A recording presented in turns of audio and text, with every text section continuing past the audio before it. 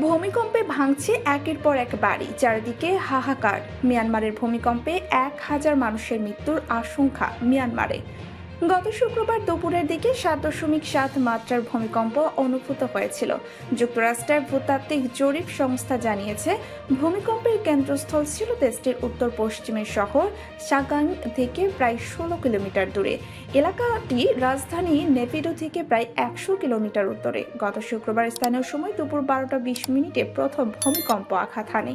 এরপর আরও বেশ কয়েকটি আফটার শক অনুভূত হয় এবং প্রথম কম্পনের 12 মিনিট পর আবার দ্বিতীয় কম্পন অনুভূত হয়, যার মাত্রা ছিল 6.4। মিয়ানমারেই 7.7 মাত্রার ভূমিকম্প। থাইল্যান্ডেও ক্ষয়ক্ষতি। নেপিডো থেকে বার্তা সংস্থা জানিয়েছেন, ভূমিকম্পের আঘাতে সেখানে বিভিন্ন রাস্তা ক্ষতিগ্রস্ত হয়েছে এবং অনেক ভবনের ছাদ থেকে আস্তরণ খসে পড়েছে এবং 6টি অঞ্চলে জরুরি অবস্থা জারি করেছে মিয়ানমারের জান্তা সরকার। ভূমিকম্প এতই শক্তিশালী ছিল যে শত শত মাইল দূরে চীন ও থাইল্যান্ড থেকেই কম্পন অনুভূত হয়েছিল। তারপর একটি তাৎক্ষণিক বৈঠকের পর ব্যাংককে জরুরি অবস্থা জারি করেছে থাইল্যান্ড সরকার। বর্তমানে সামাজিক যোগাযোগ মাধ্যমে ছড়িয়ে পড়া ভিডিওতে দেখা যায়, থাইল্যান্ডের রাজধানী ব্যাংককে বিভিন্ন ভবন থেকে লোকজন বের হয়ে এসে রাস্তায় জড়ো হয়। একটি ভবনের ছাদের সুইমিং পুল থেকে পানি বাহিরের নিচের দিকে ছিটকে পড়তে দেখা যায়। ভূমিকম্পের কারণে ভবনগুলো দুলতে শুরু করে, কয়েকটি ভবনের জানালাও ভেঙে পড়তে দেখা গেছে।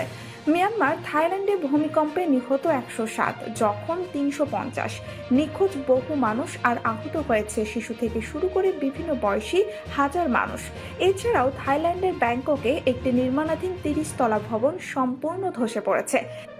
সেই সময় উপপ্রধানমন্ত্রী ফুমথাম ওয়েচাইয়াইচাই জানান, এতে অন্তত 3 জন নিহত হয়েছেন। ধ্বংসস্তূপ থেকে কয়েক ডজন শ্রমিককে উদ্ধার করা হয়েছে।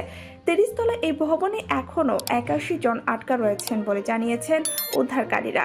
সামাজিক যোগাযোগ মাধ্যমে ভাইরাল হওয়া ভিডিও ফুটেজে দেখা গেছে, সরকারি অফিসের জন্য নির্মিত বিশাল এই ভবনটি মুহূর্তেই ধ্বংসস্তূপে পরিণত হয়েছে। মিয়ানমারের রাজধানী নেপিদোর একটি হাসপাতালে অন্তত 20 জনের মৃত্যু নিশ্চিত করা হয়েছে।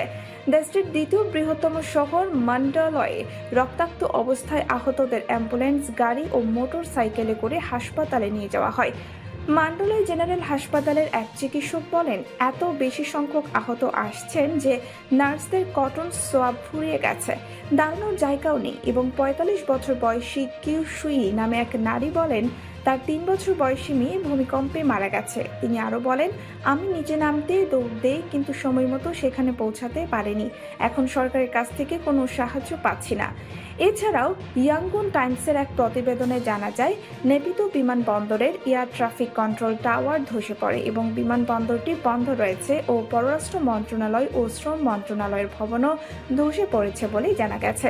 মিয়ানমারের সামরিক জান্তা বিরল এক পদক্ষেপ নিয়ে আন্তর্জাতিক মানবিক সহায়তা চেয়েছেন। বর্তমানে দেশটির 6টি অঞ্চলে জরুরি অবস্থা জারি করা হয়েছে। সম্মানিত দর্শক, মিয়ানমারে ভূমিকম্প এ নিয়ে আপনাদের কি মতামত অবশ্যই আমাদের কমেন্ট করে জানাবেন। আর আমাদের আপডেট সব ভিডিও পেতে আমাদের চ্যানেলটি সাবস্ক্রাইব করে বেল বাটনটি ক্লিক করে রাখুন।